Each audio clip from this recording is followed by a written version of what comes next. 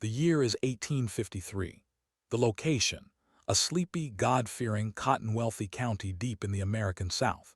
On the surface, the record shows nothing but the cold, clean transaction of commerce, the transfer of property.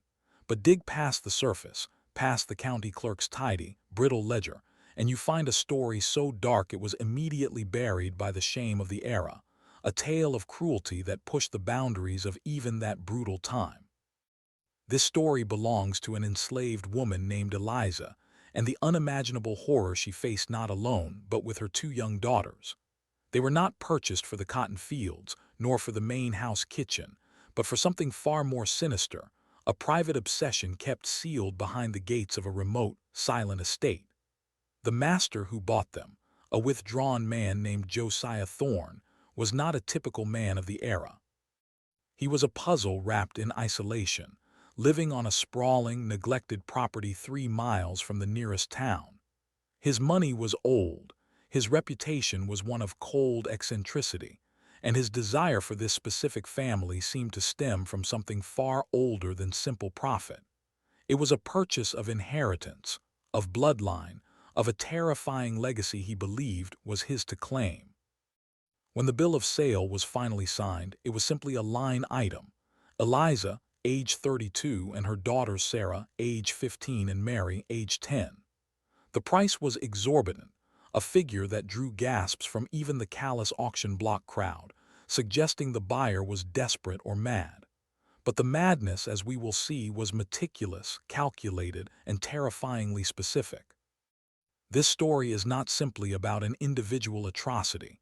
It's about the legal and moral loopholes that created a vacuum for evil to thrive, a system where the darkest desires could be enacted without fear of reprisal. Every step of Thorne's plan, every horror he inflicted, was technically legal. He bought property, and what he did with that property was, by the wicked standards of the day, his own private business. But a ledger doesn't record the quiet agony, the sound of a mother's silent scream as she watches her children. That detail was left to the whispers, the anonymous letters, and the one federal inspector brave enough to believe that even in the Deep South, there were crimes too dark to be ignored. It suggested years of planning.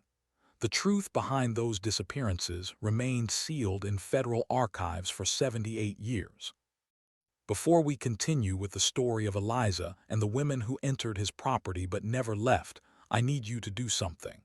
Subscribe to this channel and hit that notification bell, because stories like this one, buried in forgotten documents and sealed testimonies, are what we bring to light here. And tell me in the comments, what state are you listening from right now? I want to know how far these dark histories reach. What the inspector found that September afternoon would challenge everything the community of Montgomery thought they knew about the quiet man who had lived among them for over a decade. But the most horrifying transaction was yet to be recorded, the price he paid for her silence and the silence of her two girls. The man at the center of this darkness, Josiah Thorne, was a ghost haunting his own life long before he bought Eliza and her daughters. He was a member of the local gentry, but one who had voluntarily excommunicated himself from society decades earlier. Thorne was not a cotton baron in the typical sense. He had inherited his wealth from a textile manufacturing business based in Charleston, a kind of detached, liquid capital that didn't tie him to the daily demands of the plantation system. This distance made him unique, and uniquely dangerous. He lacked the usual societal checks and balances of peer pressure and church oversight that even the cruelest masters sometimes faced. He lived on the aforementioned estate, a tract of land he purchased in 1837 after selling off his family's more respectable, centrally located town residence. Locals simply called it the Thorne Place, an adjective that conveyed both its owner's surname and a subtle warning to stay away. The estate sat 3 miles west of the main thoroughfare, accessible only by a narrow, rutted dirt road that wound through dense groves of oak and pine, a path that felt less like a public road and more like a tunnel into a private oblivion. The main house was a modest, 2-story structure, painted white but grayed by 2 decades of neglect, with most of its windows shuttered year-round, even in the brightest daylight. Thorne himself, now 58, was gaunt, stooped, and perpetually dressed in the same dark, ill-fitting coat, its fabric worn thin at the elbows. He possessed the distant, unfocused gaze of someone whose inner life was vastly more real than the world around him. He employed no one. His few fields lay fallow. The man was a hermit, a wealthy recluse, but his isolation was not one of peaceful contemplation. It was the isolation of meticulous obsession. Before 1837, the year his withdrawal began, he was described differently. A general store owner in town recalled Thorne as gregarious, quick to laugh, and a man who was deeply involved in the community, attending every social gathering and donating generously to the church. He had a wife, Margaret, and 2 young daughters, all of whom died in a devastating fire in 1836. The official report declared the blaze an accident, but details emerged slowly in the weeks following the tragedy suggesting otherwise. There was evidence of forced entry and lamp oil used in suspicious patterns. 3 families of enslaved people from an adjacent property had escaped that same night, using the fire as a diversion. The timing was not coincidental. While the community focused its rage on the escaping families and the perceived treachery of enslaved people, Thorne's grief mutated into something cold and systemic. He didn't just withdraw. He began a decades-long research project. His meticulously kept journals, later uncovered by the Federal Inspector, revealed an obsession that had consumed every waking hour for 15 years. Names, dozens of them, organized into sprawling, hand-drawn family trees. Birth dates, marriage records, property transactions, all meticulously noted and cross-referenced. This was not a man healing. This was a man planning a methodical, deep-rooted revenge that had nothing to do with field labor or domestic service, but everything to do with a single, specific bloodline. And it was this man, Josiah Thorne, who walked into the auction house that Tuesday morning, not to buy field hands, but to buy a family. The scene at the Montgomery slave auction that Tuesday in February of 1853 was a tableau of human degradation masked as commerce. It was the largest auction of the season, a forced liquidation to settle the estate of a bankrupt planter from Selma. Over 60 people were slated for sale. Thorne arrived early, a silent, dark-coated figure who stood apart from the boisterous, cigar-smoking crowd of planters and speculators. For 3 hours, he did not bid. He simply watched, observed, and, most disturbingly, asked to examine specific women available for purchase. Unlike the typical buyer who looked for strength, health, or domestic skill, Thorne asked questions that were strangely biographical. What was your mother's name? Where was she sold from? Did you ever know your grandmother? It was a historical interrogation, not a physical assessment. Then the woman named Eliza was presented. She was 32, tall, with intelligent, weary eyes, and she was brought to the block with her 2 daughters. Sarah was 15, on the cusp of womanhood, her face a mask of practiced stoicism that couldn't quite hide the fear. Mary was 10, clutching desperately to her mother's skirt, her small body trembling visibly. To sell a family unit was considered a necessary cruelty. A rare occurrence meant only to maximize profit, and the crowd waited for a quick, single bid. But the bidding on Eliza and her daughters was anything but quick. It started high, and then Josiah Thorne, who had been silent until this moment, raised his hand. He bid quickly, aggressively, and always in round, unnaturally high numbers, eliminating competition not with negotiation but with sheer, indifferent wealth. The auctioneer's record, preserved in the county clerk's office, records the purchase price for the 3 as $3,000, a figure that was more than 3 times what such a family should have fetched. It signaled an unusual, overwhelming desire for this specific family, but the desire remained unstated. Eliza watched the transaction with a desperate resignation, her eyes scanning the crowd, hoping for a kind face, a large family that would at least keep them together. When her gaze finally settled on Thorne, she saw nothing. No cruelty, no lust, just a cold, calculating emptiness that was somehow more frightening than outright brutality. She knew immediately that she was not just being sold, she was being selected. Thorne had not just paid for their bodies, he had paid for their lineage, their history, and the terrifying, unknown place they held in his obsessive world. The sale was finalized. The hammer fell. The mother and her two daughters were led away from the block, through the murmuring crowd, toward a plain, uncovered wagon Thorne had brought for the purpose. They were not shackled, but they were bound by an invisible, generational chain that Thorne alone understood. What the bidders didn't know was that Thorne had been watching this family for weeks, his plan already a shadow across their future. The transfer of ownership was brutally swift. There were no pleasantries, no instructions given to Eliza about her duties. She, Sarah, and Mary were simply loaded into the wagon and told to sit. Thorne drove himself, sitting in the front, his back to them, silent, the only sound the creak of the wagon wheels and the heavy thud of the horses' hooves on the dirt road. The initial fear of the auction block was now replaced by a deep, hollow dread as the known world receded behind them. They passed the last cluster of houses, the last working field, and the road quickly deteriorated, narrowing as the pine and oak forest closed in, creating a dark, suffocating canopy. Eliza tried to speak to her daughters, a soft, comforting word, but even that felt suffocated by the oppressive silence emanating from the master in the driver's seat. She had been sold many times, knew the immediate brutality of field work and the demanding exhaustion of a great house, but this felt different. It lacked the casual, routine evil of plantation life. It was a focused, surgical malice. The air grew colder, damper, and the forest seemed to deepen until they finally arrived at the Thorne Estate. The iron gate, simple but imposing, stood between two moss-covered brick pillars, squealing in protest as Thorne dismounted to push it open.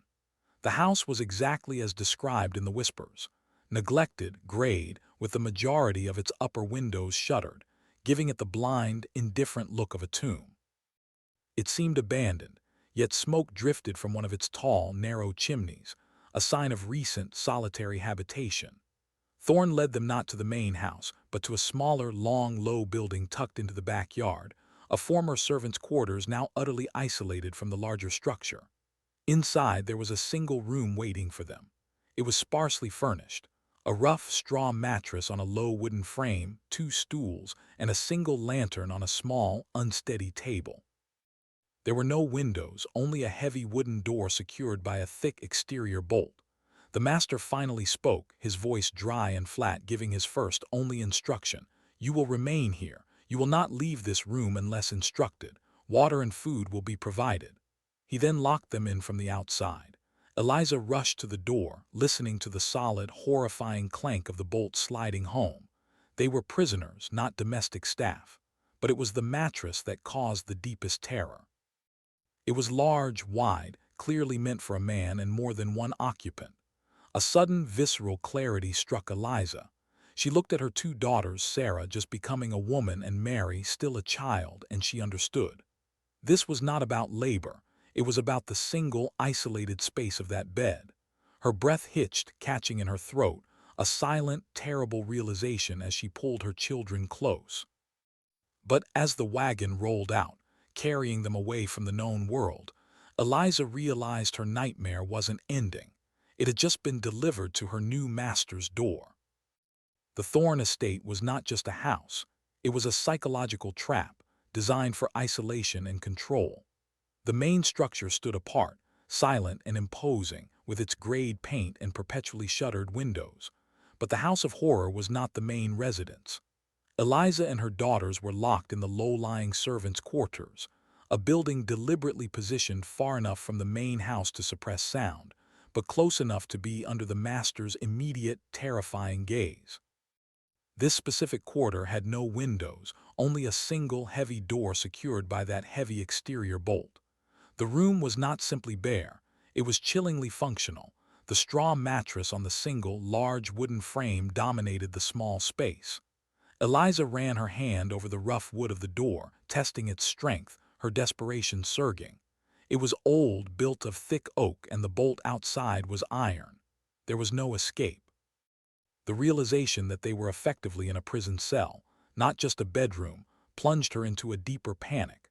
She pulled her daughters, Sarah and Mary, onto the mattress, burying their faces into her side, their fear a silent shared pressure.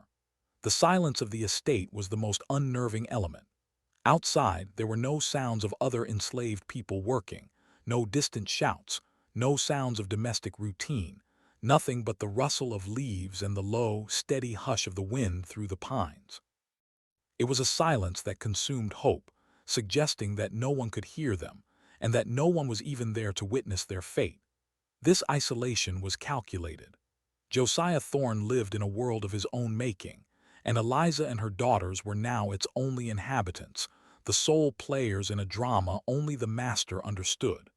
Eliza began to methodically inspect the room, driven by a survival instinct that transcended fear. She felt along the dirt floor for loose bricks, patted the walls for weak spots, and even lifted the straw mattress. She found nothing. The room was solid, a concrete trap. As night fell, Thorne returned, but he did not enter. He simply slid a tray containing stale bread and a pail of water through a small, low aperture near the floor, a feature that further confirmed their imprisonment. His hand, thin and pale, was the only part of him they saw. Then the sound of his footsteps retreated towards the main house, leaving them once again in the oppressive silence, punctuated only by the frantic beating of their own hearts. Eliza held her daughters, watching the aperture, knowing he would return, and knowing that when he did, he would not be bringing food. She prayed for the strength to fight, to protect, but the knowledge that he owned them, body and spirit, was a psychological shackle heavier than any iron chain. The iron gates shut with a clang that night, sealing Eliza and her daughters inside a house of shadows, and an investigation would soon reveal that they were not the first family to vanish there. The first night was a relentless siege of silence and terror. Eliza lay awake, suspended in a terrible watchfulness, her arms locked around her daughters. Sarah, the 15-year-old, was rigid, her breath held so tightly it was almost imperceptible. Mary, the youngest, whimpered softly, clinging to her mother's breast. Eliza spoke in low, steady whispers, telling them stories of their grandmother, trying to anchor them to a history that was not defined by this single, terrible night. It was an effort to instill a piece of human defiance in the face of dehumanizing fear, but the stories faded when the cold reality of the room asserted itself again. Why the single bed? Why the total isolation? The master's meticulous planning suggested his actions were not random, not the drunken impulse of a cruel man, but the execution of a cold, focused plan. Around midnight, Eliza's heart stopped. She heard it, a soft, rhythmic crunching sound like heavy boots on the packed dirt path outside. The sound grew clearer, closer, a metronome counting down the seconds to a violation she couldn't prevent. The footsteps were slow, deliberate, and they did not continue past the quarters. They stopped. The silence that followed was louder than any scream, a vacuum of dread as the figure stood just outside the door. Eliza squeezed her daughters so tightly they gasped, their small bodies shaking against hers. She knew with a certainty that settled like ice in her stomach that the master was simply listening, savoring the terror he had created. He wasn't entering yet. He was asserting his total control over the space and the people within it. He was establishing the unspoken rule, that fear was their constant companion and his presence was eternal. After what felt like an hour, the footsteps finally retreated, slow and methodical as they had arrived. Eliza let out the breath she didn't realize she'd been holding, a long, shaky sigh that did little to relieve the tension. But as the footsteps faded into the distance, she became aware of a new, chilling sound from the main house. A faint, low clanking, metallic and rhythmic, suggesting that Thorne had gone back not to sleep, but to some kind of persistent, solitary labor. What could a man be building or digging in the middle of the night? The question was a terrifying distraction from the immediate threat, suggesting a depth to the master's obsession that went far beyond the bedroom. This house contained not just a man, but a terrifying, long-held secret, and Eliza and her children were now integral to its final, horrific unveiling. The question wasn't if he would come for them, but who he would take first, and why the room had only one bed. The next morning brought a false sense of routine. Thorne unlocked the quarters to deposit a pail of fresh water and a ration of cornmeal, but he still said nothing. His eyes, though, were sharp and assessing, lingering for a moment too long on Sarah, the 15-year-old. Sarah instinctively retreated behind her mother, her youthful fear turning into a rigid, defiant silence. This was the first of Thorne's unspoken rules. The women were to be seen, not heard, their presence an acknowledgement of his total authority. He assigned no work, no field labor, no cooking, no cleaning in the main house, a profound departure from plantation life. Their only task was to exist in that small, windowless room, waiting. This lack of traditional duty only intensified their anxiety. They were being held captive for a purpose, a singular, intimate demand that loomed over them constantly. Eliza, watching the subtle shift in Thorne's gaze toward her older daughter, realized she had to act. She tried to engage the master, a desperate attempt to assert some semblance of domestic usefulness, some distraction. "Sir," she said, her voice steady despite the tremor in her throat, "I can work. I'm a fine cook and Sarah is strong for field labor. Please tell us what to do." Thorne stopped, turning his gaunt frame slowly toward her. His expression remained unreadable, but his eyes narrowed. "Your duties, Eliza," he said, his voice a low, gravelly whisper, "are entirely personal. They will be revealed when I deem it time. Until then you will wait." The chilling formality of his language made the threat absolute. He was a meticulous demon, operating by his own set of terrifying protocols. Eliza knew that direct defiance would be met with swift, brutal punishment, but submission felt like a betrayal of her own children. That afternoon, Sarah, in a moment of reckless desperation, attempted to move the furniture, hopping to block the door when Thorne returned. Eliza quickly stopped her, shaking her head silently, pointing instead to the small, sturdy wooden stool. Eliza realized her best weapon was not strength, but observation. She began to memorize Thorne's routines, the exact time he brought food, the rhythm of his footsteps, the way he hesitated just outside the door at night. She was searching for a pattern, the key to his control, believing that if she could understand the rules of his game, she might find the single, narrow space to break them. And it was in the dead of that second night that the sound of footsteps echoed down the long hall, stopping precisely at their door. The footsteps that night did not retreat. They stopped, and then the heavy iron bolt outside the door was drawn back with a grinding, metallic rasp that sounded like a death sentence. Eliza scrambled off the mattress, placing herself squarely between the doorway and her children. Sarah pushed Mary behind her, her young body trembling but her eyes wide with a defiant terror.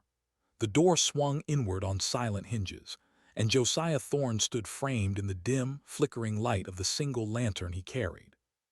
He was dressed in his dark coat, his face a pale, gaunt mask in the shadows, his presence completely devoid of passion, a terrifying instrument of cold-blooded will.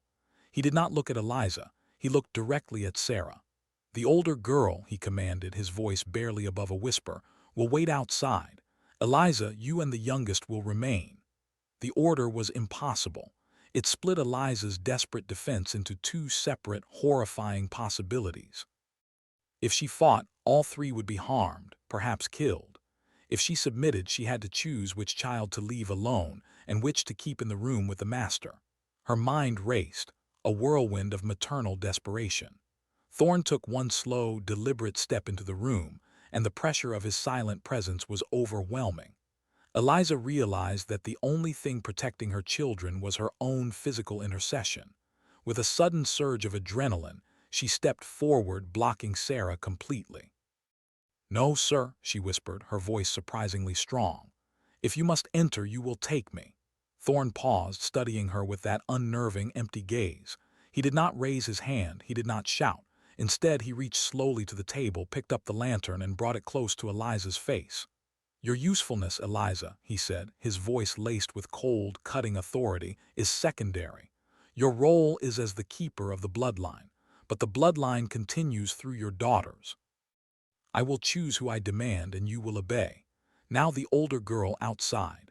Eliza looked at Sarah, then at the master, and the choice was a wound that would never heal.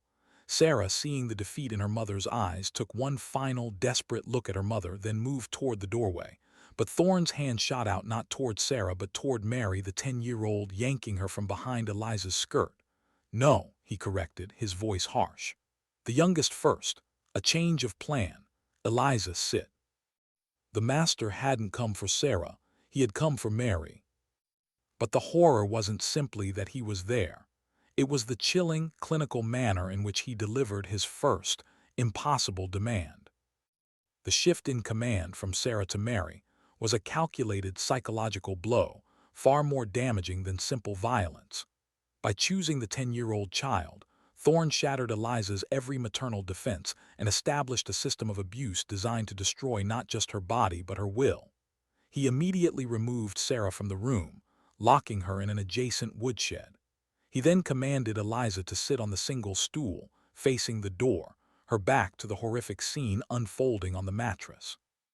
"You will not move," he stated, his voice a low, emotionless drone. "You will be silent, you will listen." The entire act was structured for maximum psychological cruelty, forcing the mother to be an unwilling witness to the violation of her youngest child, the ultimate betrayal of her maternal role. This was not the rash, uncontrolled violence often associated with such crimes. This was methodical, cold, and utterly clinical, suggesting a purpose that transcended mere gratification. It was about owning the family's future, piece by piece. Eliza sat rigid, paralyzed by the weight of his command, her teeth clenched so hard her jaw ached. Every sound from the bed behind her was a dagger, a silent tear running down her face for her baby girl. The ordeal was brief but eternal, marked by the child's small, suppressed whimpers and the master's heavy, rhythmic breathing. When it was over, Thorne rose, adjusted his clothing, and unlocked the woodshed to return Sarah to the quarters, carrying Mary's small, broken body and placing her back on the mattress, where she immediately curled into a fetal position. He then left, sliding the bolt home, leaving the three women locked in their shared trauma. This routine became the suffocating rule of their lives for the next 3 weeks. Every third night, the footsteps would return. Sometimes Thorne would take Mary, sometimes Sarah, and always Eliza was forced to sit facing away, listening. He never took Eliza herself. Her role, as he had chillingly stated, was the keeper of the bloodline, her existence preserved to watch the destruction of the next generation. The system was designed to turn the women against each other, to create resentment, to break the mother-daughter bond. But Eliza, through her agony, found a deeper resolve. She focused on the one thing Thorne could not take, their shared human spirit. Each morning she would hold the violated daughter and whisper, "He only touches the outside, child. The inside is still yours." But she knew the lie. The emotional damage was catastrophic. And as Eliza began her daily, desperate search for an escape, she started looking not just for a way out, but for the answer to why this specific family had been chosen for this exquisite, generational torture. A system designed not just for physical control, but for the utter destruction of a mother's will. Driven by a need to save her daughters from the unbearable rotation of abuse, Eliza's resistance began subtly, rooted in desperation and her sharp intellect. She knew direct confrontation was death, and she knew her own body was the only asset the master inexplicably refused to violate. She focused her efforts on creating a distraction, something that would break Thorne's meticulous routine. She started with the simple tools of the room. She began secretly sharpening a piece of split wood from the mattress frame, rubbing it against the stone floor in the darkness until it had a crude, dangerous point. She hid it under the loose straw of the mattress. Her other focus was on the structure of their cell. Thorne had only checked the door and walls. She had already investigated the floor, finding nothing. But one night, as the metallic clanking sounds from the main house continued, she realized the source of her potential defense: the small, low aperture through which food was delivered. It was covered by a heavy metal flap on the outside, but Eliza began testing the frame inside. She used the sharpened piece of wood to scratch and loosen the dried mud and caulk around the interior frame. It was a slow, agonizing process, conducted only in the dead of night, while her daughters slept a fitful, exhausted sleep. Her ultimate goal was not escape.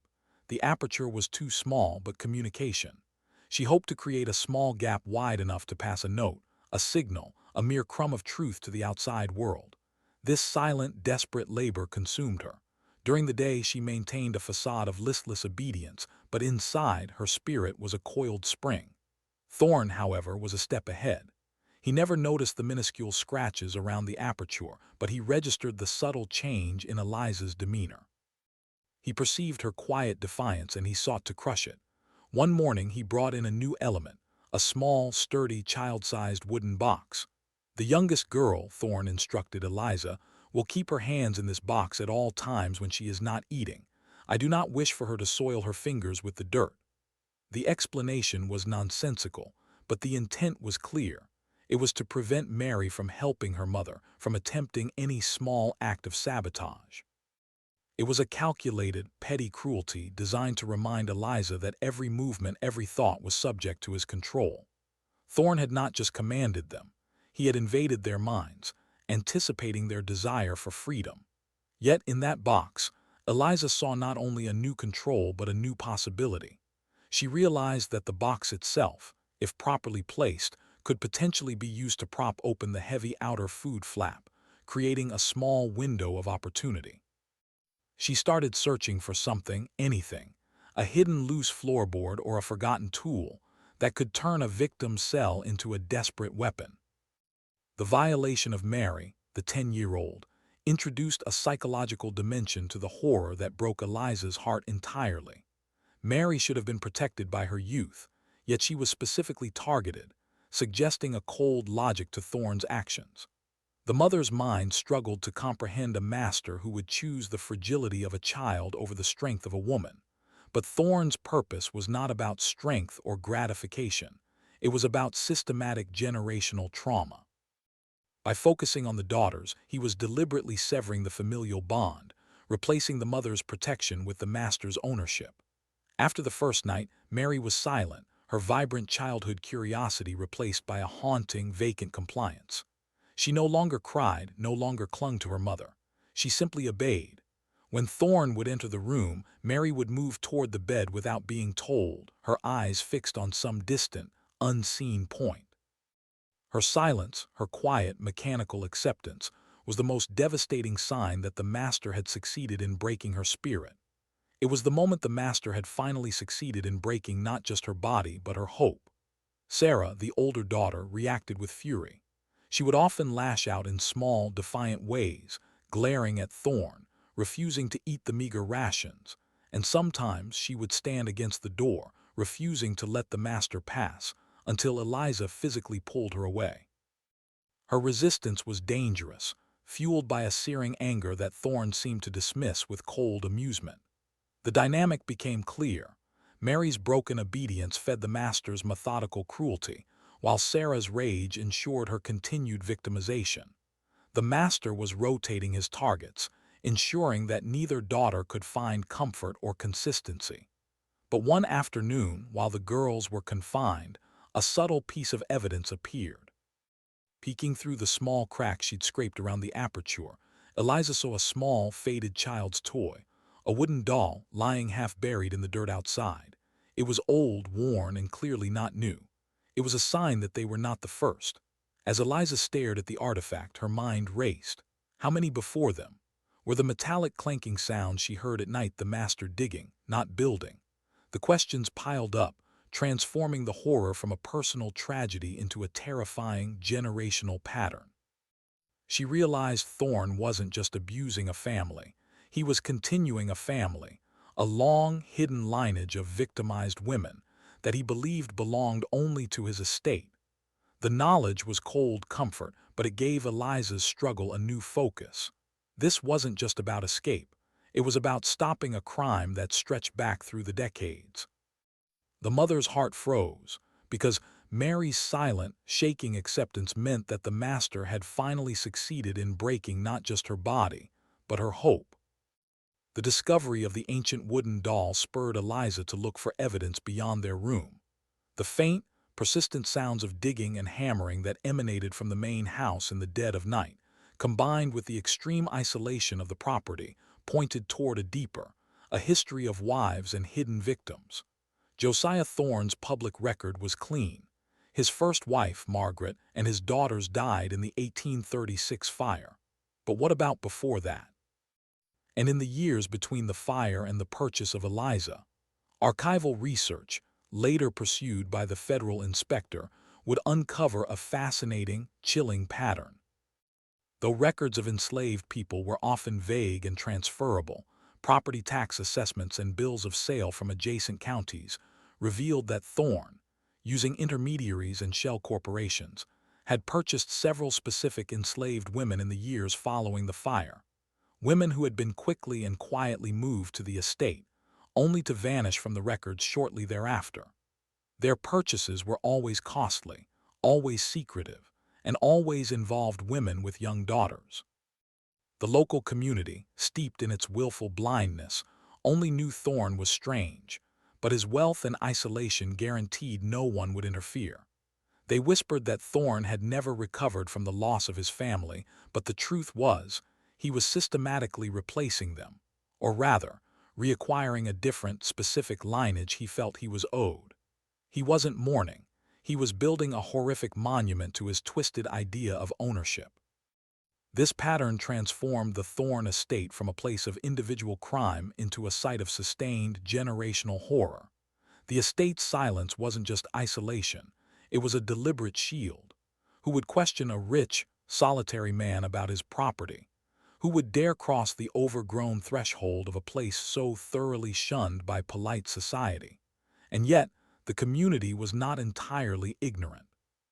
The postmaster and the local sheriff had received numerous anonymous letters over the years, hinting at disappearances, but these were routinely dismissed as the work of abolitionist agitators.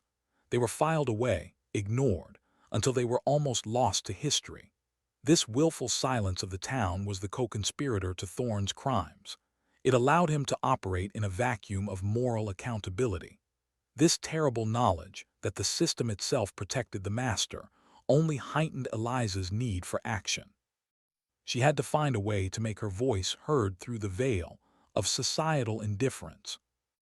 Investigators would soon uncover something far worse, a disturbing, decades-long pattern that this house had witnessed before. The moral blindness of the community was the foundation of Thorne's horror. They allowed him to exist as an enigma, and his wealth and isolation were interpreted as a perverse sort of respectability. The silence of the town of Montgomery was the co-conspirator to his crime. He didn't need to fear the law, he only needed to maintain his isolation. This is why the smallest act of defiance, the tiniest whisper of truth, could be so dangerous, yet so powerful. The world outside had to be forced to look inside. This is a crucial point in understanding dark histories like this. The horror is often sustained not just by the villain, but by the societal indifference surrounding him. Are you watching this from a place where history's whispers were once screamed secrets? Tell me your city and state in the comments. We want to know how far this dark history reaches. In the confines of her cell, Eliza intensified her effort to transmit a crumb of truth. Using the crudely sharpened wood, she finally succeeded in carving a small, deep groove into the wooden frame of the food aperture. It was small, no bigger than a thumbnail, but it was a beginning. Her goal was to carve a single letter, a code that only a desperate, searching mind would understand. Meanwhile, Thorne continued his dark work. He would often spend hours in his study, a detached structure next to the main house. We know from his journals that he was obsessed not with farming or finance, but with records. He kept detailed, handwritten ledgers detailing the birth and death dates of specific enslaved individuals, their sales, and their transfers. He seemed to be tracing a specific ancestry. He pored over arcane texts, books on bloodlines, and ancient property deeds, searching for a legal loophole or a historical claim that justified his actions. The study was his dark, intellectual center, the place where his mania was translated into meticulous planning. It was a space of perverse, forbidden knowledge. And tucked deep inside his largest ledger beneath a meaningless column of cotton yield was a single cryptic name, the Line of Martha. The cryptic name, the Line of Martha, was the key to understanding Josiah Thorne's decades-long project. It was a name that appeared not in the official, public records, but in his most private, coded journals, the same journals later recovered by the federal inspector. It represented the progenitor of a specific bloodline, a woman who had been owned by the Thorne family generations earlier. Thorne's obsession was rooted in a centuries-old property dispute over this woman and her descendants. He believed that this particular lineage, the line of Martha, was meant to remain in his family's possession forever, a private, inherited legacy that had been lost through debt or sale decades prior. By purchasing Eliza, Sarah, and Mary, he believed he was correcting a historical error and fully reacquiring his rightful ancestral property. This explains the excessive price, the focus on lineage, and the systematic abuse designed not to kill, but to control and perpetuate this line. This was not a crime of passion.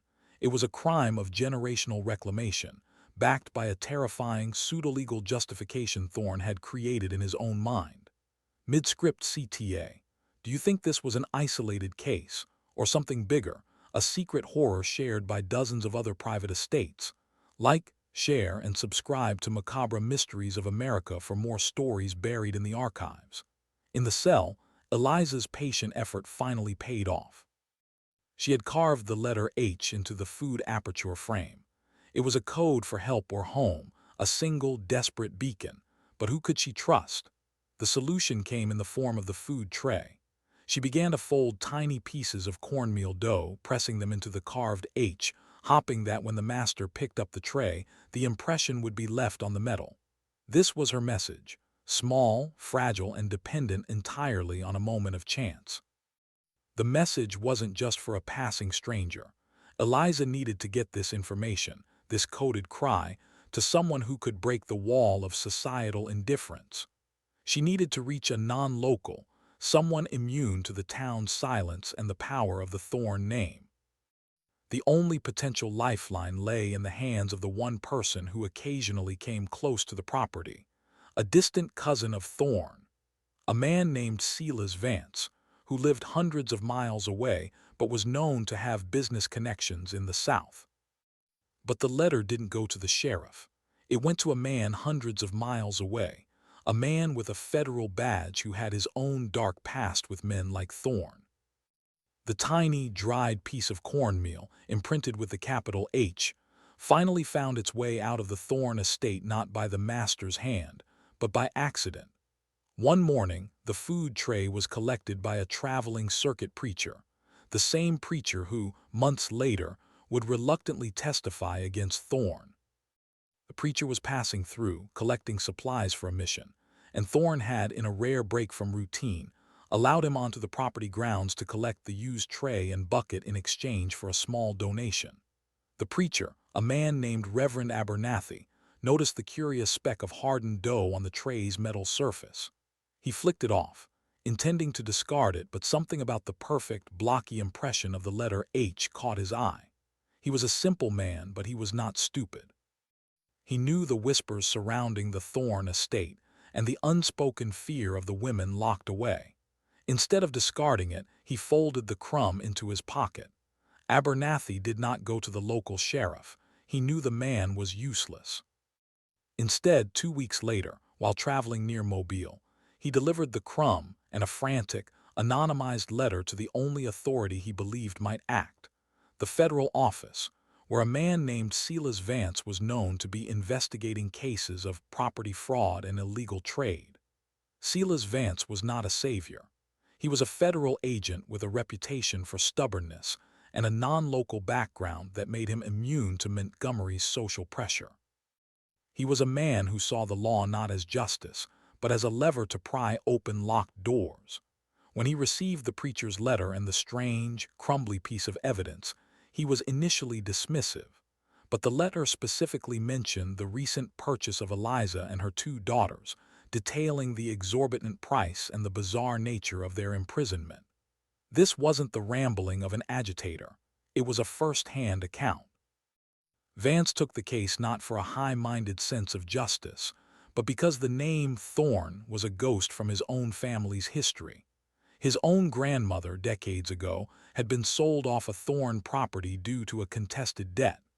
The purchase, the ledger, the line, It struck a chord of dark, personal familiarity.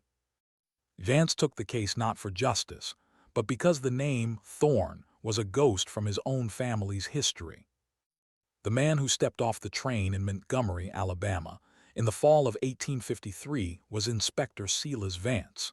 He was everything the Southern gentry was not: 35 years old, lean, clean-shaven, and carrying the quiet, professional confidence of a federal agent who saw beyond the veneer of social custom.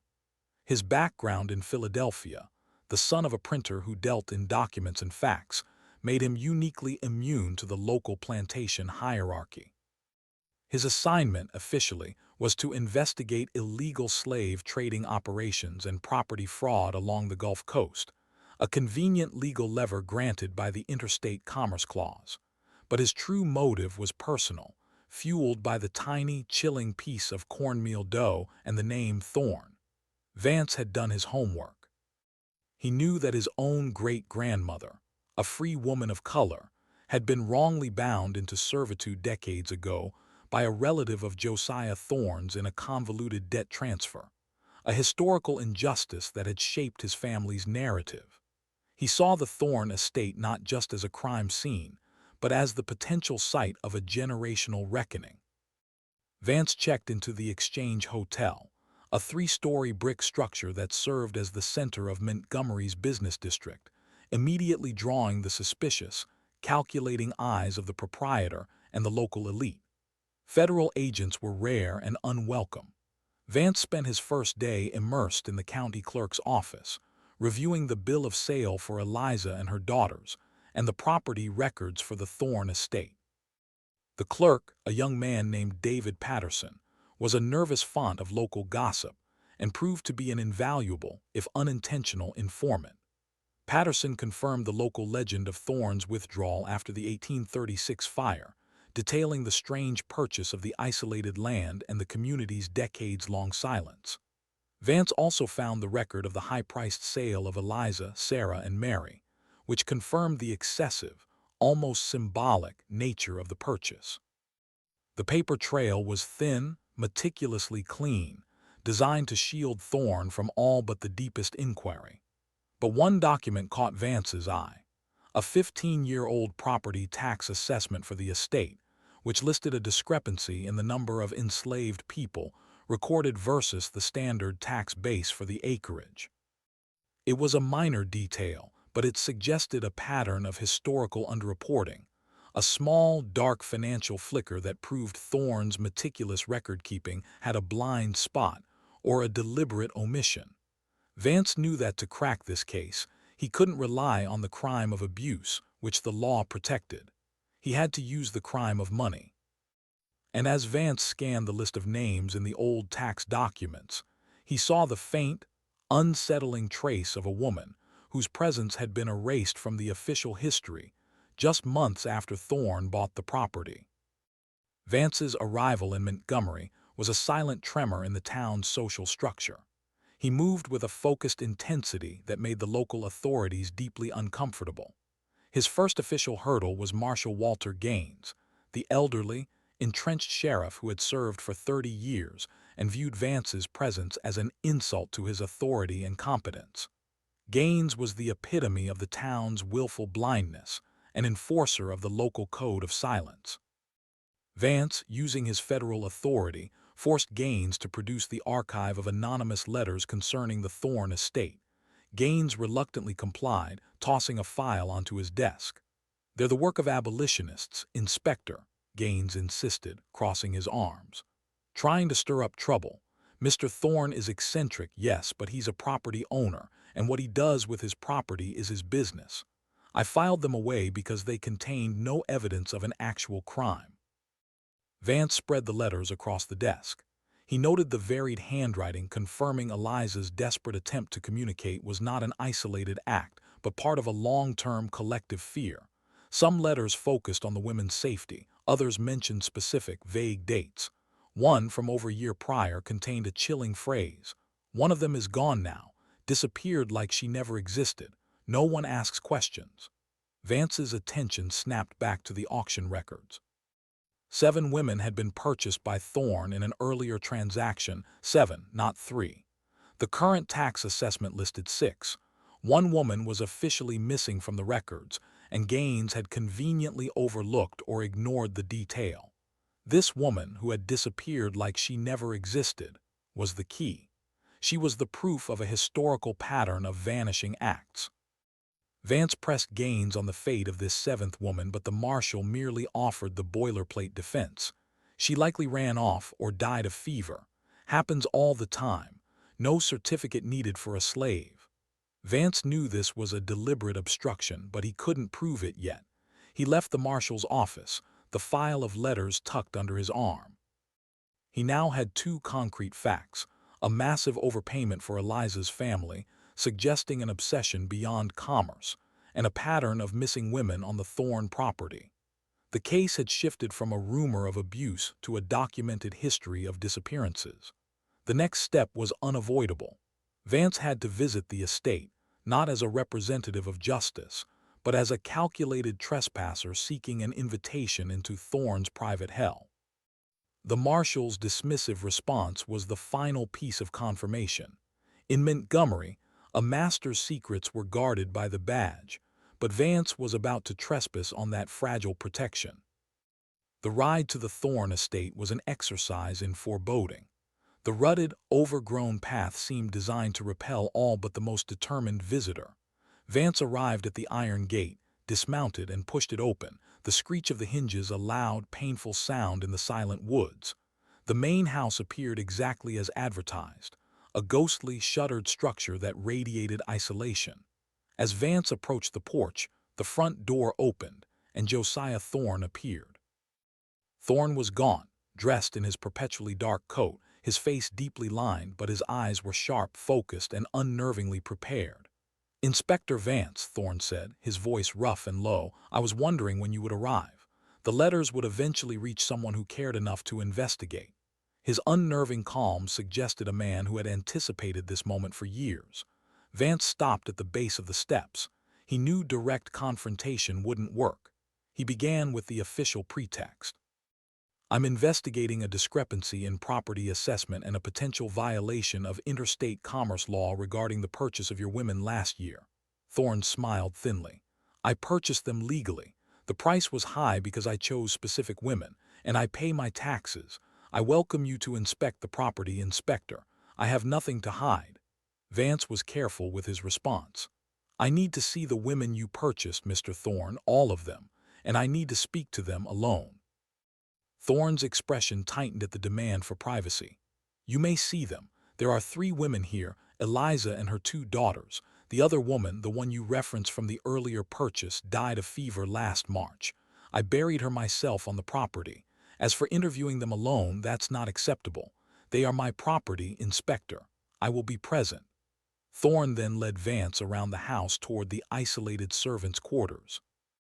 In the small yard, Vance finally saw them: Eliza, Sarah, and Mary.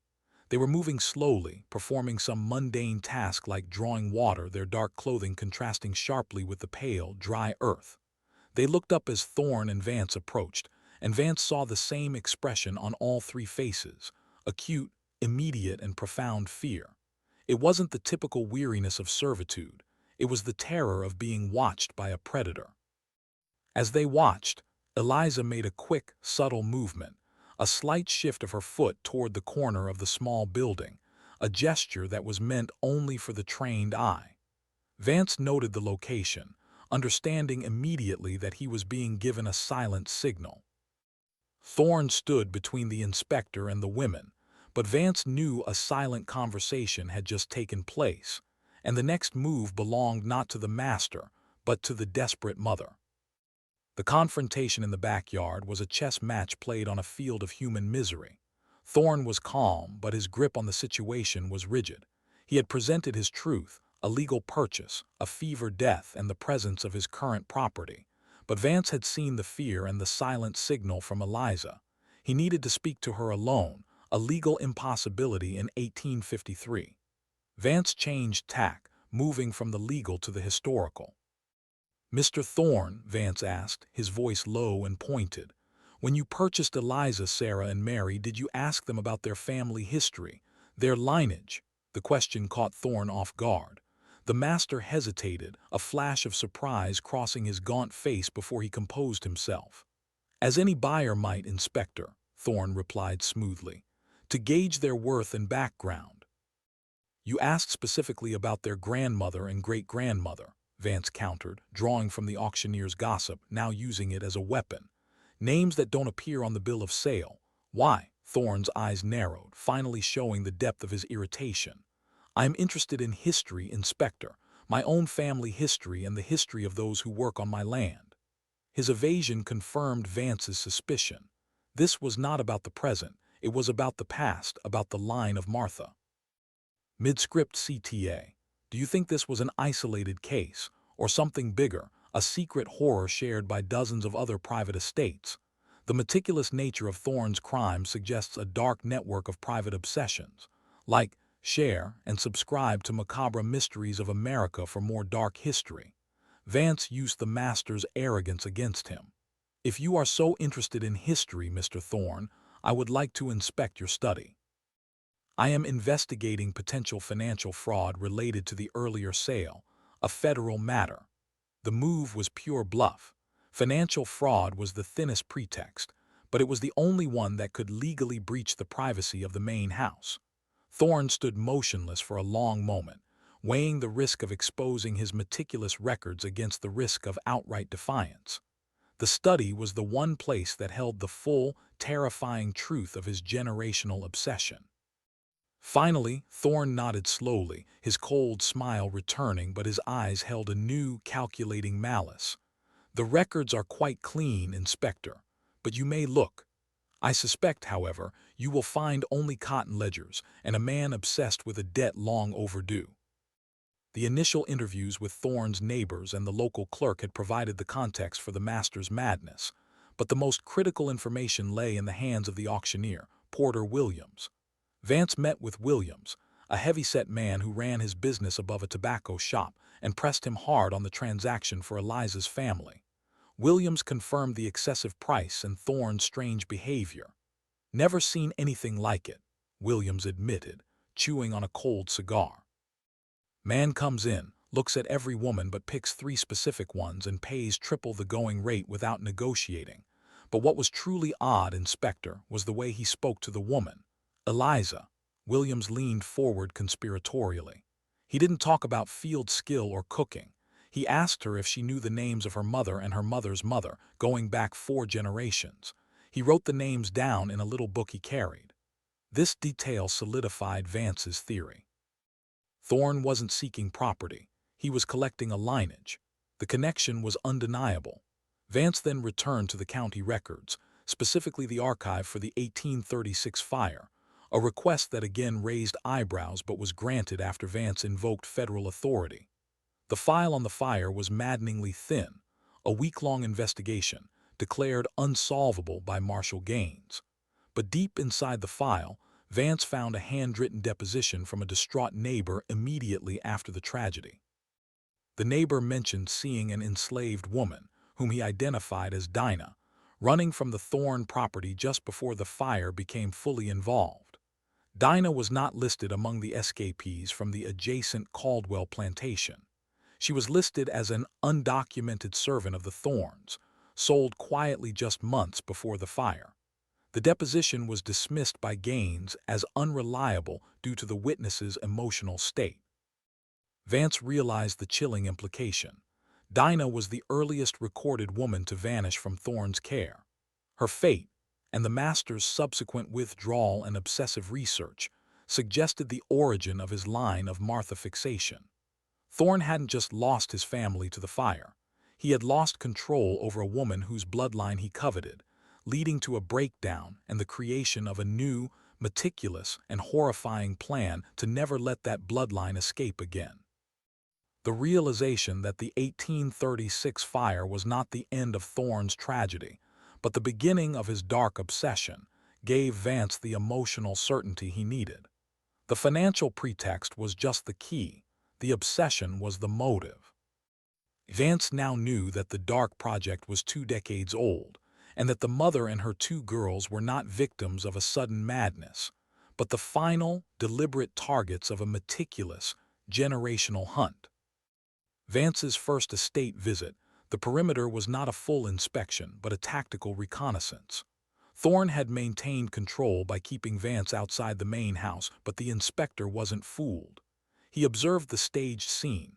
Eliza, Sarah, and Mary were busy with mundane tasks, drawing water, hanging laundry, all in a small, visible patch of the yard. They were clearly being displayed. As Thorne ushered Vance away, the inspector's eyes fixed on the corner of the low servants' quarter, the location Eliza had subtly indicated with her foot. He noted a patch of freshly turned earth, too small for a garden, directly against the outer wall of their windowless prison. It suggested a recent, hurried disturbance. Thorne, sensing the inspector's gaze, offered a dismissive explanation. "Drainage issue, Inspector. The rain pools there." But Vance knew better. He saw the mother, Eliza, deliberately slow her movements near an old, weather-beaten rain barrel positioned near the corner of the quarter. As she lifted a heavy water bucket, her hand brushed against the rain barrel's side, and she paused, a fleeting moment of contact that lasted less than a second. This was the silent instruction, the second half of the code. Vance committed the location to memory, understanding that the greatest danger would be in trying to access that spot while Thorne was present. The master was too watchful, too prepared. Vance left the estate with a polite, cold promise to return, and Thorne offered a chillingly smooth farewell. "Until then, Inspector, you'll find the silence here is quite profound."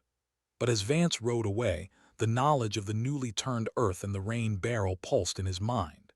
He knew the master was hiding something physical, something buried, but the women were trying to guide him to something far more dangerous, a coded, desperate communication.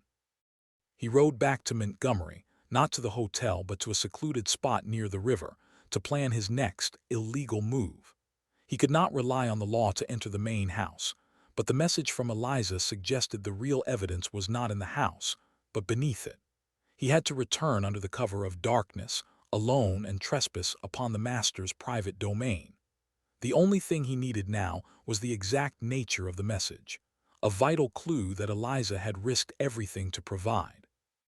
The inspector knew that the master had shown him the stage, but the mother had just revealed the hidden exit, and the truth of what was buried lay waiting under the moonlight.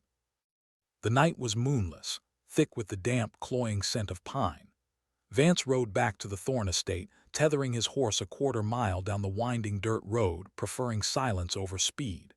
He slipped through the iron gate, now secured with a heavy chain, and moved with the practiced stealth of a man accustomed to forbidden places. His immediate goal was the rain barrel. He crept along the side of the main house, his heart pounding against his ribs, until he reached the low servants' quarter. The silence was absolute, heavier than the night itself. He located the rain barrel, a crude, splintered wooden drum, and ran his fingers over its wet, algae-covered surface. He searched for a loose stave, a crack, or a piece of fabric, but found nothing obvious. Then, remembering Eliza's precise, momentary contact, he moved his hands lower toward the base of the barrel, where the wood met the earth. There, nestled just above the packed dirt, was a small, perfectly cut wooden shim lodged tightly beneath the barrel's edge. It was smooth, sanded, clearly meant to be found by touch in the dark. Vance slowly pulled it out. It was a piece of split shingle, and in the center, barely discernible in the darkness, were 3 tiny, deeply carved slashes. Vance felt a surge of cold triumph. It was a coded message left by Sarah, the oldest daughter, who had the most to lose and the most defiance. The 3 slashes were an agreed-upon, simple code he'd taught his own children for distance and direction. 3 paces. 3 paces from where? From the barrel, from the corner. He turned, pointing the shim toward the low wall of the quarter. 3 paces led him directly to the patch of freshly turned earth he had observed earlier, the spot Thorne had dismissed as a drainage issue. Kneeling, Vance felt the soil. It was soft, loose, unlike the surrounding hard-packed ground. He reached into his coat and pulled out a small, collapsible trowel, the kind used by surveyors, and began to dig with slow, deliberate movements. The earth yielded easily, smelling strongly of raw soil and something else, something metallic and acrid. He dug down only about a foot before the trowel struck something hard, not bone but wood. He cleared the dirt away until he could grasp it, a piece of a sturdy, flat wooden plank, perhaps a coffin lid or a false bottom. He carefully pulled the plank free and shone his dark lantern into the narrow hole. Lying there, beneath the false bottom, was a small, tightly wrapped piece of oilcloth. Vance lifted the oilcloth, his heart hammering in his chest, knowing that the terrifying truth of the Thorne Estate was finally laid bare, written in a language the law could not easily dismiss. The oilcloth was carefully unrolled, revealing a collection of brittle, yellowed parchments written in a cramped, elegant script that contrasted starkly with the rough material. The top sheet was the most immediate shock. It was not a diary entry or a plea for freedom. It was a hand-drawn family tree. But this was not Thorne's family. It was a detailed, multi-generational accounting of enslaved women and their children, going back 4 full generations, starting with the name Martha. Running down the central branch were the carefully recorded names and dates: Martha, Hagar, Dinah, the woman who escaped during the 1836 fire, and finally Eliza, Sarah, and Mary. It was a historical document of incredible, horrifying precision, drawn not by an investigator, but by the master himself. The parchment was clearly the source material for Thorne's obsession, the physical proof of the line of Martha. This discovery changed everything. Thorne was not a random abuser. He was a meticulous, genealogical predator. Vance realized he had enough information now to break the wall of silence. He quickly reburied the documents, replacing the plank and the dirt, ensuring the disturbance was undetectable.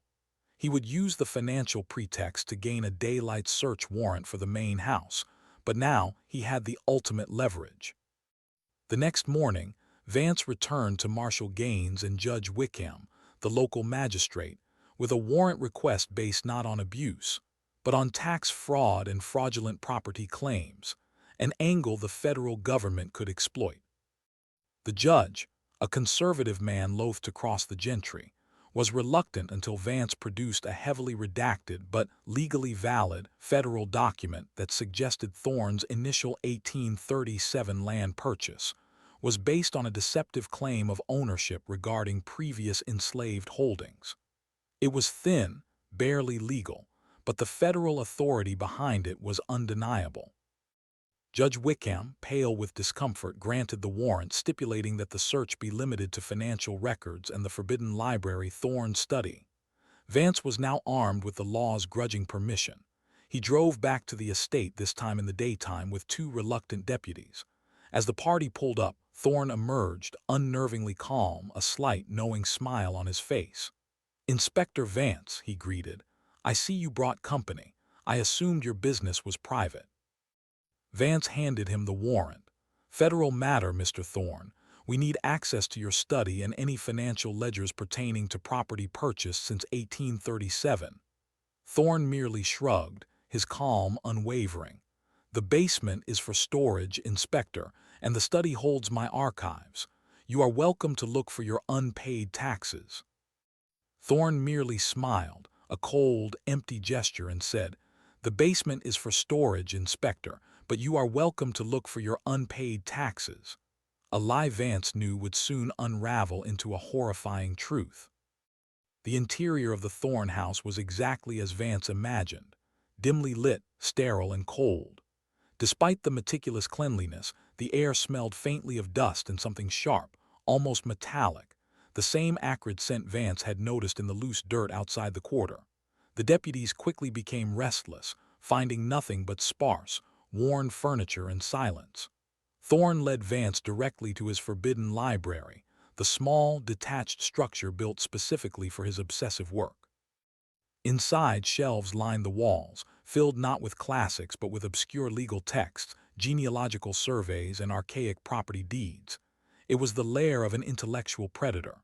Thorne's desk was neat, holding a single, leather-bound ledger, the cotton-yield records, seemingly innocuous.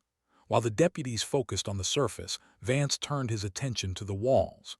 He was searching for the physical counterpart to the hidden parchment. His eyes scanned the shelves, looking for anything that suggested a hidden compartment. Behind a painting of a seemingly innocent colonial ancestor, a stern-looking gentleman with a judgmental gaze, Vance noticed a slight misalignment in the wallpaper. He pressed hard.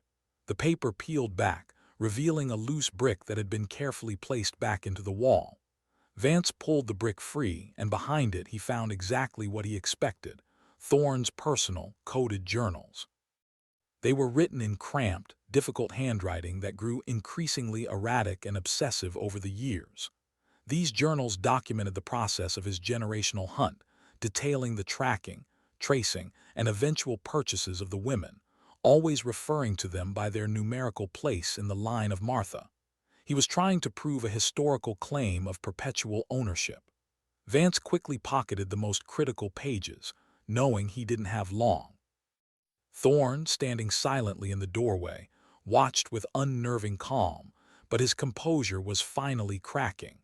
He knew the journals contained the undeniable proof of his intent. But as Vance turned to leave the study, his foot struck a heavy, bound box hidden beneath the desk, and the moment he opened it, he realized he wasn't just investigating a crime against a family, but against a legacy. The heavy, bound box contained not more documents, but a collection of mementos, small, pathetic artifacts that belonged to the victims of the line of Martha. There were several small wooden dolls, worn smooth by tiny hands, identical to the one Eliza had spotted outside, braids of different colored hair tied with twine, and most sickeningly, a set of small, hand-stitched children's clothing, meticulously preserved but now stained and brittle with age. This wasn't just a record of names. It was a shrine to his systematic destruction of a family line, a trophy case of their lost childhoods and lives. The sight chilled Vance to the core. This was the proof that Thorne's project stretched back decades, a continuous violation that had claimed multiple mothers and multiple children over time. This horrifying collection revealed that Thorne wasn't just replacing his own lost family. He was systematically destroying this other family, believing the act gave him total, absolute ownership over their ancestry. The realization was profound and horrifying. Vance didn't have time to process the sheer depravity of the collection. He had to act. He had the journals, he had the historical parchment, and he had the photographic evidence of the mementos. But he still needed the final piece of the puzzle, the location Eliza had hinted at. The basement, the place Thorne had so easily dismissed as a mere storage area.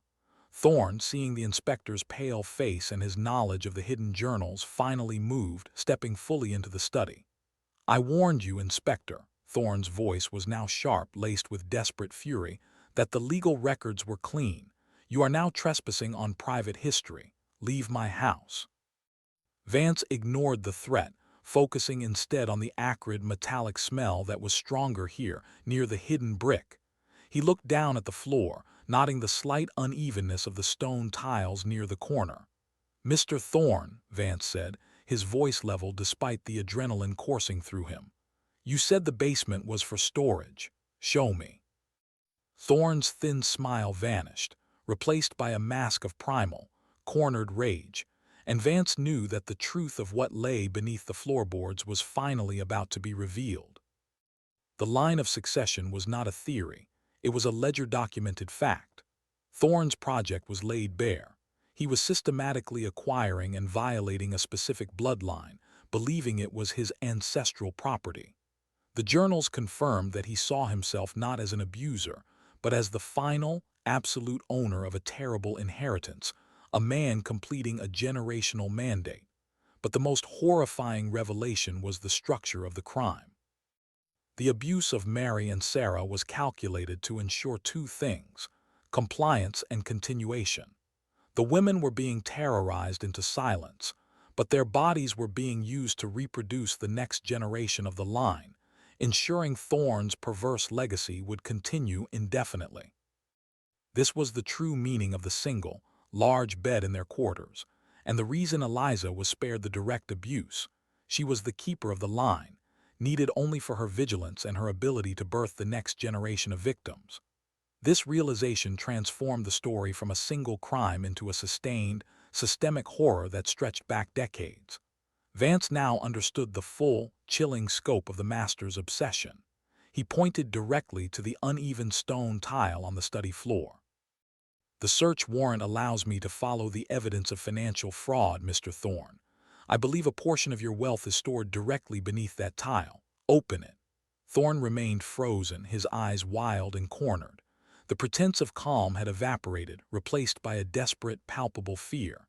He lunged suddenly, not for a weapon, but for the wooden box of mementos, clearly intending to destroy the evidence.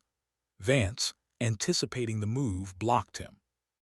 The fight was quick, fueled by Thorne's decades of pent-up paranoia. Vance subdued him and signaled the deputies.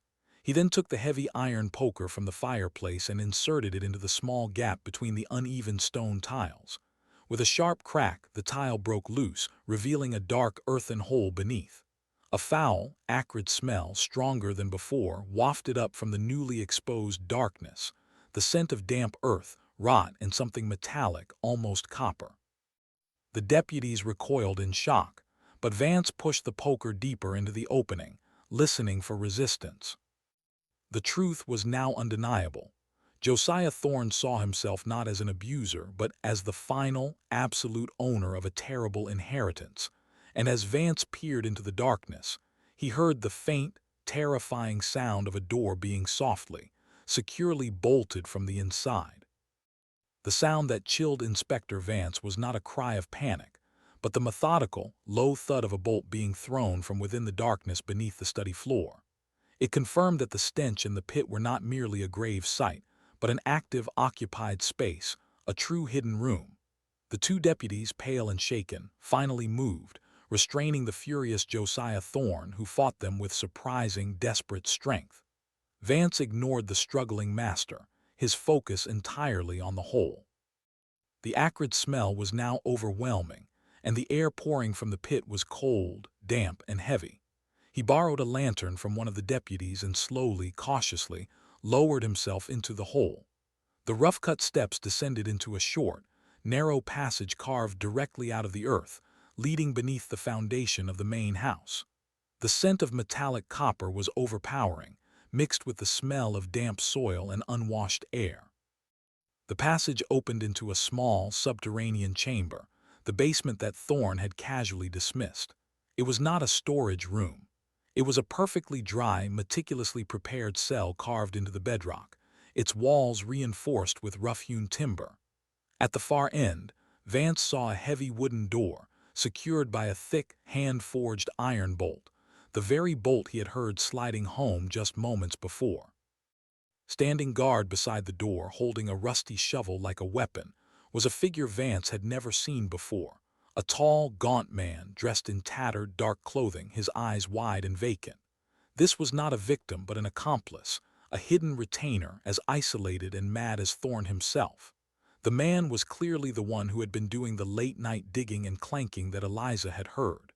Vance raised his lantern, illuminating the chamber. The walls were not bare. They were crudely lined with shelves, and on those shelves sat rows upon rows of sealed glass jars, filled with dark, preserved specimens that Vance dared not identify. But his eyes were drawn back to the locked door. The master had imprisoned his family in the outer quarters, but this was the true, final cage. This was the place where the line of Martha was truly confined. The accomplice dropped the shovel and raised his hands, but his wide, hollow gaze remained fixed on the inspector, whispering a single, chilling word that confirmed Vance's worst fear. "She's waiting." The single word, "she's waiting," was not a warning but a simple statement of fact, confirming that the person behind the bolted door was neither the missing woman from the earlier purchase nor one of the daughters. It suggested a figure of authority, a central piece of Thorne's horror. Vance quickly subdued the accomplice, a man named Caleb, who offered no resistance, seeming lost in a permanent state of psychological servitude. Vance then turned his attention to the heavy wooden door. It was secured from the outside with a massive, ancient lock, indicating that the person inside was meant to stay confined. He used a crowbar he'd brought with him, and the combined effort of his strength and the tools leveraged to force the old lock to break. The sound of splintering wood and groaning metal was deafening in the silence of the underground cell. As the door swung inward, the air changed again, becoming stale and suffocating, thick with human despair. The hidden room was small, barely larger than a storage closet, and contained a single miserable straw pallet. And lying on that pallet was a woman. She was elderly, frail, her face a road map of suffering, but her eyes, though exhausted, still held a faint spark of ferocious intelligence. This was not Eliza, Sarah, or Mary. This was the line's predecessor. Vance quickly realized that this was the Dinah who had supposedly escaped during the 1836 fire, the very woman whose flight had triggered Thorne's decades-long obsession. Thorne hadn't lost her. He had recaptured her, kept her hidden for 17 years, and used her as the living testament to his claim over her lineage. She was the one who had birthed the children who became the grandmothers of Eliza. She was the ghost that haunted the entire property. In the corner of the room, Vance found a collection of old, carefully preserved children's drawings and woven trinkets, artifacts that matched the mementos found in Thorne's study. This room was not just a prison. It was the crypt and the source of the Thorne terror. This woman, Dinah, had been the keeper of the line before Eliza, living an entire life of confinement and terror right beneath the master's feet. Vance stepped toward the frail woman, but before he could speak, she looked up, her gaze steady, and whispered a single, profound question. "Did you finally find the others? Are my daughters safe?" The final confrontation erupted above ground while Vance was still in the basement. The deputies, momentarily distracted by the discovery of the hidden passage, had allowed Josiah Thorne an opening. Driven by a final, desperate instinct to protect his hidden legacy, Thorne made a mad dash back toward the study hole. He didn't want to escape. He wanted to destroy the evidence, to seal the pit. But as he reached the edge of the hole, Eliza appeared, emerging silently from the servants' quarters with her daughters. She had been observing the struggle, waiting for the precise moment of chaos. She picked up the discarded iron poker, a weapon she'd often dreamed of holding, and with a terrible, silent strength, she brought it down across the master's legs, shattering his escape. The sound echoed across the silent estate. Thorne collapsed, screaming, his desperate attempt to control the narrative ending in physical ruin. Vance rushed from the pit, Dinah held protectively in his arms, her eyes fixed on the man who had stolen 2 decades of her life. The scene was one of raw, visceral justice. The master, broken and screaming on the ground, and the 3 generations of women, Dinah, Eliza, and the terrified children, watching him, finally unbound. Thorne was apprehended, secured by the deputies.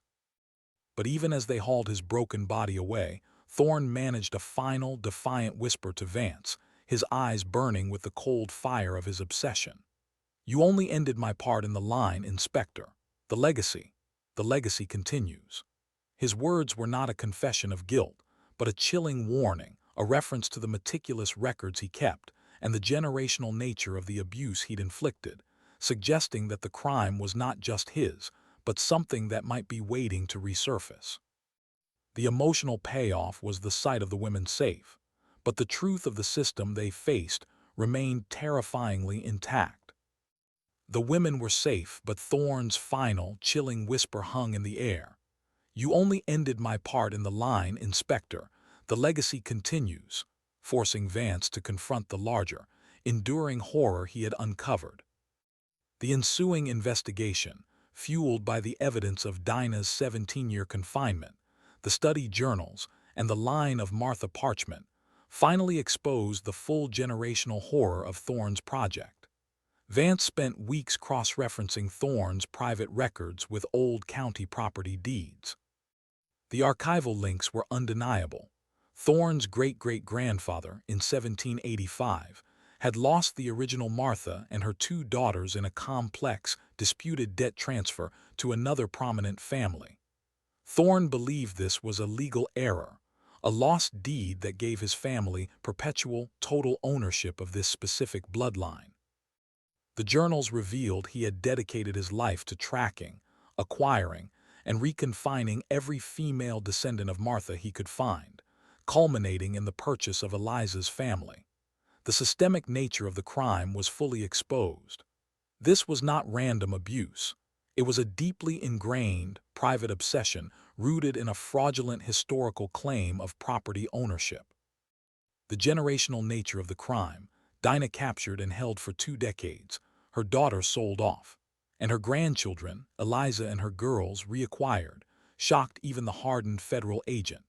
It proved that the horror on the Thorne Estate was not a single, isolated event, but a continuous cycle of violence rooted in a dark, twisted interpretation of ownership laws.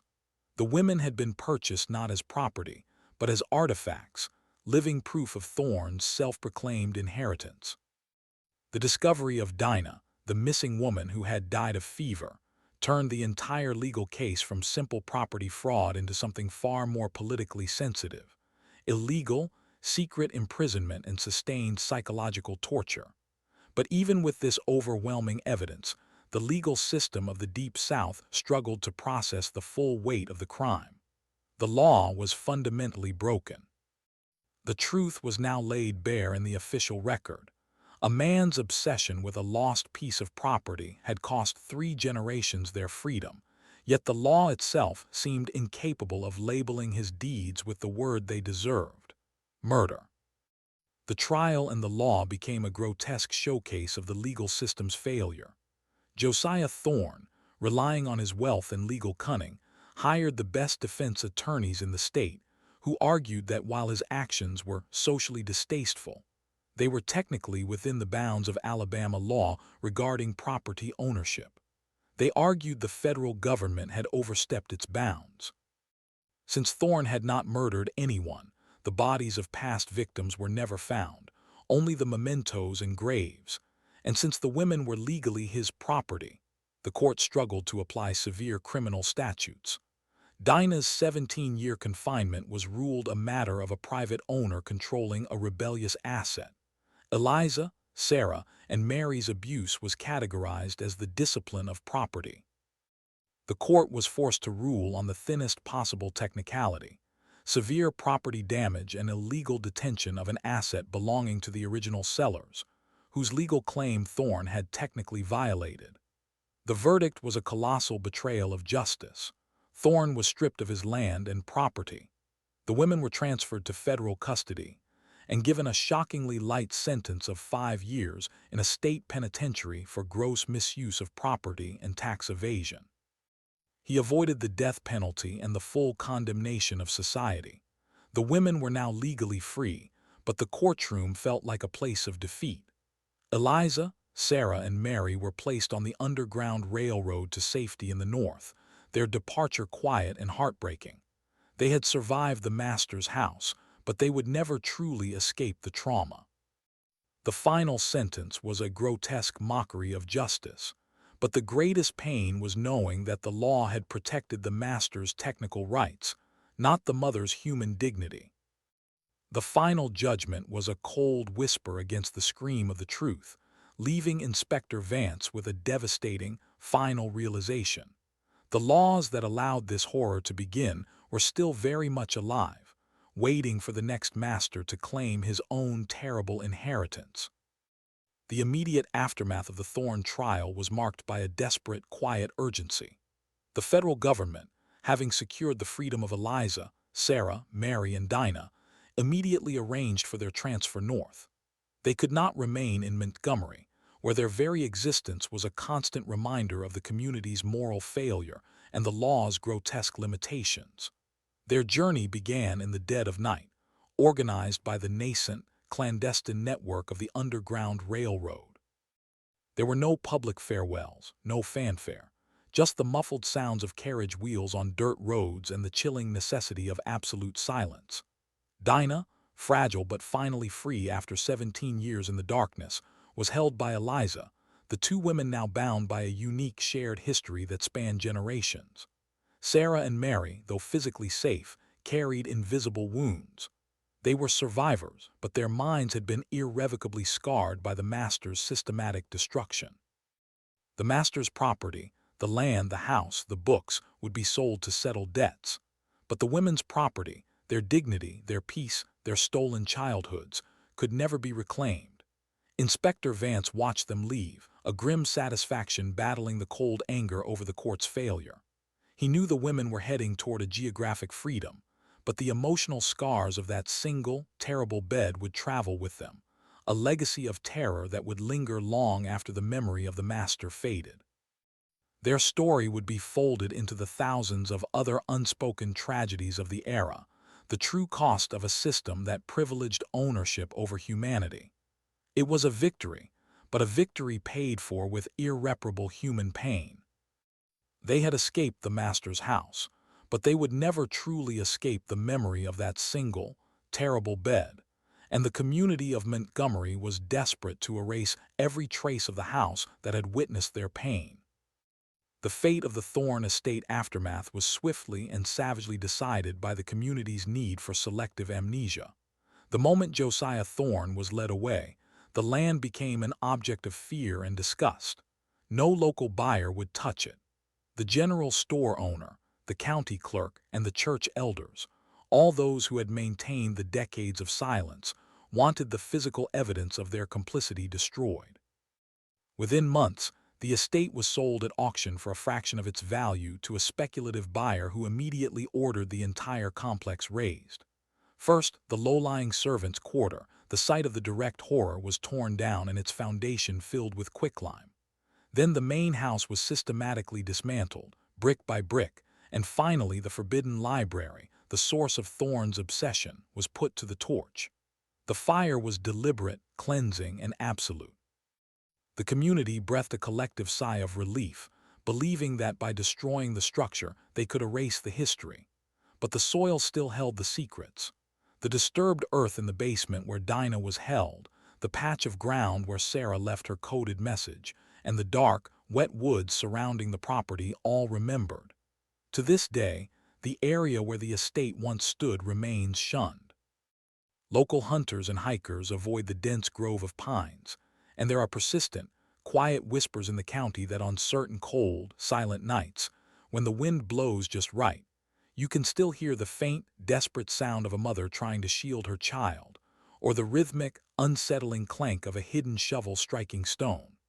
The master was gone, but the spectral presence of his crime lingered, a haunting testament to the horror that happens when a community chooses to look away. But even after the fire, people claimed that on certain cold, silent nights, you could still hear the faint, desperate sound of a mother trying to shield her child, a sound the earth itself refuses to forget. The ultimate legacy of the line is not found in Thorne's journals or the court records, but in the devastating reminder that the most disturbing crimes are often systemic, protected by the very fabric of society. Josiah Thorne was not an anomaly. He was a monster created by an environment that gave him absolute power over human beings, and then refused to judge his actions by a moral, rather than a financial, standard. The line of Martha represents thousands of other untold stories, hidden in family trees and forgotten property deeds, where human life was reduced to a commodity, a transferable inheritance subject to the darkest whims of the owner. Vance's investigation, though successful in freeing one family, revealed a wider, darker truth: the existence of private, hidden horrors sustained through the use of legal loopholes and the convenience of isolation. The truth is, for every Josiah Thorne caught and given a 5-year sentence, 1,000 more masters went to their graves with their dark secrets still breathing beneath the floorboards, their victims silent and forgotten. We cannot know how many other families were tracked, acquired, and destroyed for similar bizarre, genealogical obsessions. The only certainty is that the institution of slavery created the perfect conditions for these meticulous, generational cruelties to flourish, turning the entire Deep South into a landscape riddled with hidden crimes and moral voids. The true horror of the Thorne Estate is the question it forces us to ask.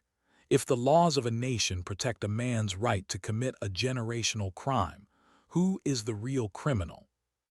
The story of Eliza, Sarah, Mary, and the discovery of Dinah is a chilling chapter in the hidden history of America, a story of the impossible tenacity of one mother's love against the meticulous horror of one man's generational obsession.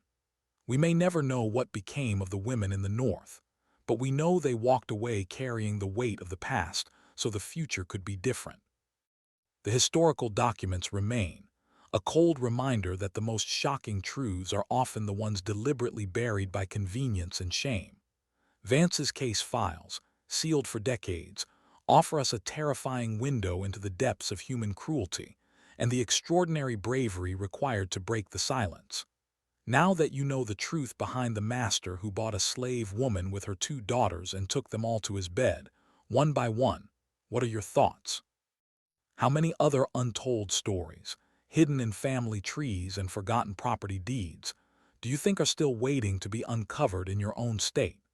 Comment your theories below, share this video with someone who needs to hear this dark history, and be sure to subscribe to Macabre Mysteries of America for more stories that the archives tried to keep secret.